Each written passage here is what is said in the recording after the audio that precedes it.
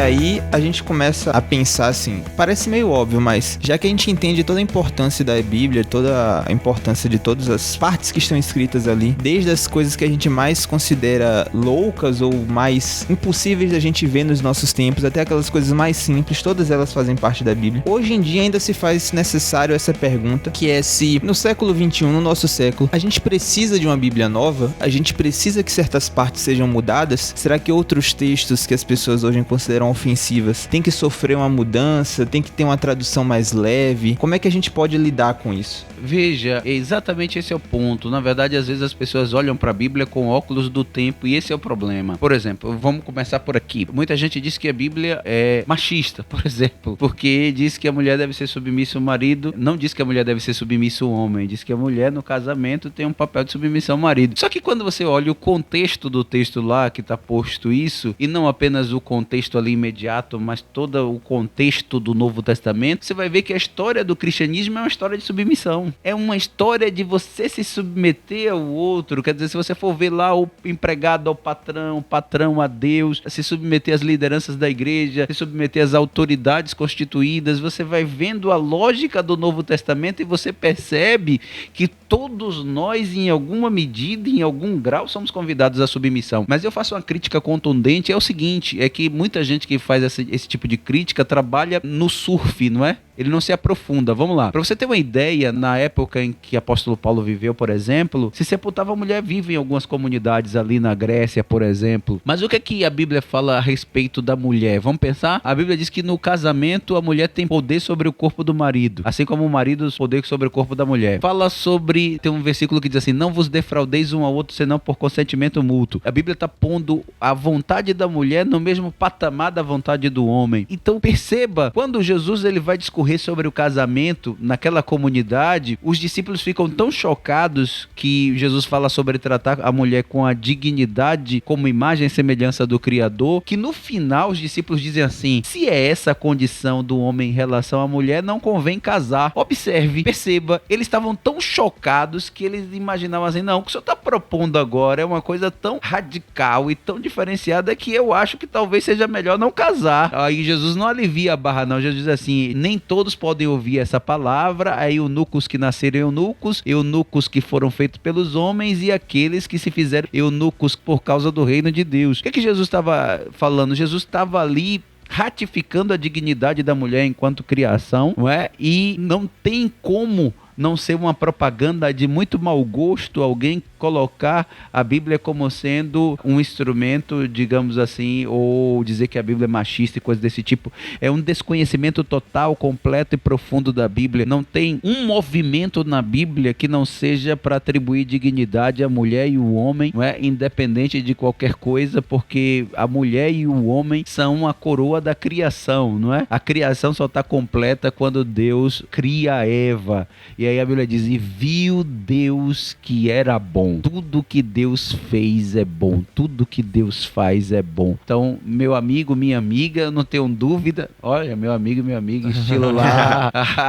Não tenho dúvida de que isso é uma propaganda enganosa. Então, nesse sentido, sendo muito objetivo, essa ideia de que a Bíblia não responde às questões do nosso tempo tem muito mais a ver com o óculos que eu coloco para ler a Bíblia do que com a Bíblia propriamente dita. Exatamente. E isso é muito importante porque, geralmente, essas tentativas de atualizar a Bíblia, no fundo, é a tentativa de modificar aquilo que o texto original está dizendo. E, na verdade, o que é que a gente deve fazer, aplicar nos nossos dias? É contextualizar, mas contextualizar como? Interpretando segundo a própria Bíblia.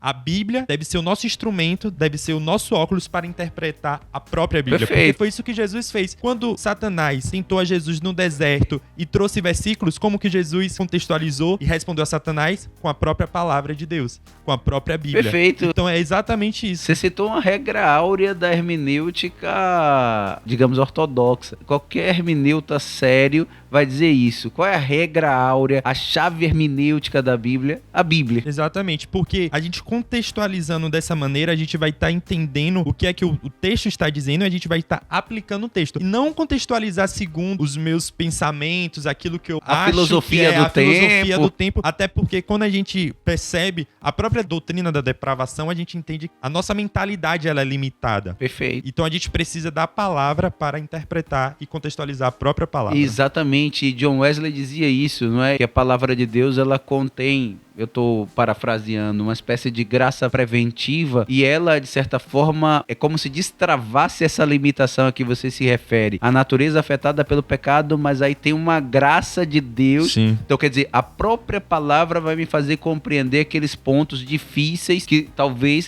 e aí a gente precisa ser claro que há. A própria Bíblia diz isso. Há pontos difíceis de interpretação. Pedro disse isso acerca de Paulo, Isso, velho, né? lembrei disso Nos agora. escritos de Paulo há pontos difíceis. Claro que há.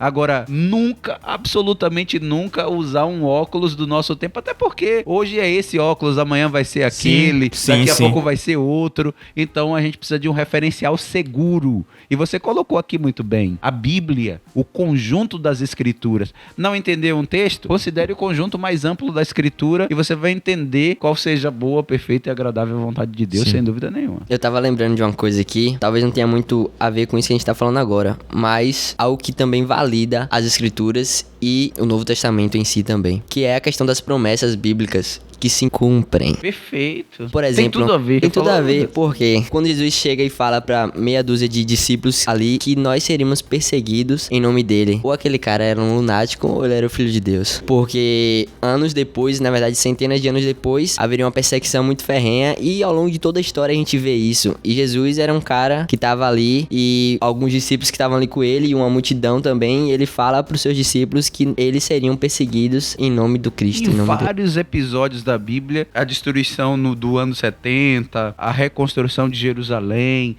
datas, a Bíblia tem uma... E você colocou uma coisa que é muito... A gente estuda, quando vai estudar sobre a Bíblia, as profecias que se cumpriram. Então, uma série de profecias que já se cumpriram efetivamente e que dão esse depoimento de forma muito qualificada que a Bíblia é, sem dúvida nenhuma, a palavra de Deus. Exato. E aí quando a gente começa a perceber que a gente só vai conseguir entender a importância da Bíblia, o fato de que ela não pode ser substituída, é quando a gente estuda ela. Quando a gente se detém no texto, quando a gente passa a olhar ele com mais calma. Pensando na questão de estudar a própria Bíblia, o pastor pode falar um pouco mais sobre isso, é a questão que aqui dentro da STADEB a gente tá abrindo um curso para poder estudar um pouco mais sobre teologia, sobre a palavra de Deus. E a gente só vai conseguir entender a Bíblia e as grandes questões que a gente tem sobre ela quando a gente para e lê. Perfeito. E se a gente não entende, a gente busca alguém que consegue saber mais do que a gente. Se ninguém mais sabe, a gente recorre ao Espírito Santo e aquilo que nem ele responder, a gente aceita. Porque a gente não pode esperar que a gente conheça toda a Bíblia. A gente só vai conseguir isso na glória. Mas aquilo que foi nos reservado para entender, e é bom que a gente entenda isso porque a palavra fala que algumas coisas foram nos reveladas, então algumas coisas estão para que a gente entenda, a gente precisa buscar esse entendimento, a gente só vai conseguir estudando. Perfeito. Você sabe que você estava falando, eu me lembrei de um pastor antigo, ele disse uma vez, eu achei interessante, que quando ele vai ler a Bíblia, ele senta na cadeirinha dele, ele lava a mão, coloca a Bíblia em cima da escrivaninha, faz uma oração e vai ler a Bíblia. Quer dizer, veja o cuidado. E eu acho isso interessante, porque assim, a gente está falando sobre a palavra de Deus aqui e tem todos esses argumentos, não é? De estudo detido, sistemático, de múltipla confirmação textual, carbono 14, história, arqueologia, tem toda uma argumentação nessa direção, não é? E não é uma argumentação nossa. Existem escolas e escolas que construíram anos de, digamos assim, defesa da fé por esse caminho. Mas a gente precisa atentar também que a palavra de Deus é viva e eficaz, que ela é espírito e vida, que ela é mais penetrante do que espada de dois gumes, que ela não volta vazia, que ela prospera. Então, quer dizer, é olhar para a Bíblia como sendo efetivamente o resultado de uma ação poderosa e espiritual.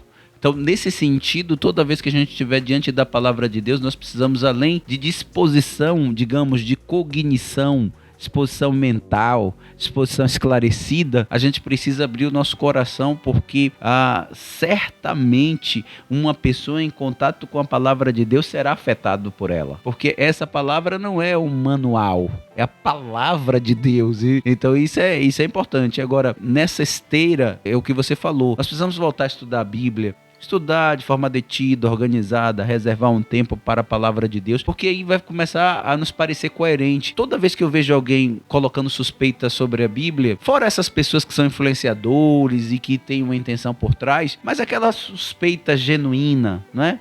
A pessoa tá lá e genuinamente ela tem uma dúvida ali. Sim. Geralmente parte de alguém que conhece muito pouco a Bíblia, tem muito pouco contato com a Bíblia, então ela olhou para a Bíblia a partir de uma impressão que foi produzida nela a partir do que ela ouviu. Quando na verdade quando você começa a ler a Bíblia, você percebe que a Bíblia é coerente, a Bíblia ela é inteligível, a Bíblia ela é compreensível, a Bíblia comunica em linguagem acessível aquilo que Deus quer que nós entendamos. E aí, por fim, eu queria lembrar o seguinte, o que você falou também. Por mais que a gente compreenda pelas Escrituras, nós não compreenderemos de todo e completamente qual seja a vontade de Deus, por uma razão. Paulo diz que nós conhecemos Ele hoje como que por espelho. Então, não tem para onde correr. Você não vai exaurir Deus. Nesse sentido, preto no branco tá certo. Ninguém explica Deus em última análise, né? Profundamente. Porque o espelho no tempo da Bíblia era uma espécie de latão polido. É por isso que quando João viu Jesus, ele viu o pé como latão polido. Os pés de Jesus é o espelho no qual eu me enxergo. Então, você enxerga Deus desfocadamente. E aí, para usar uma frase emblemática também, é a imagem mais profunda e mais completa que você vai ter de Deus é aquela que você encontra na Bíblia Sagrada.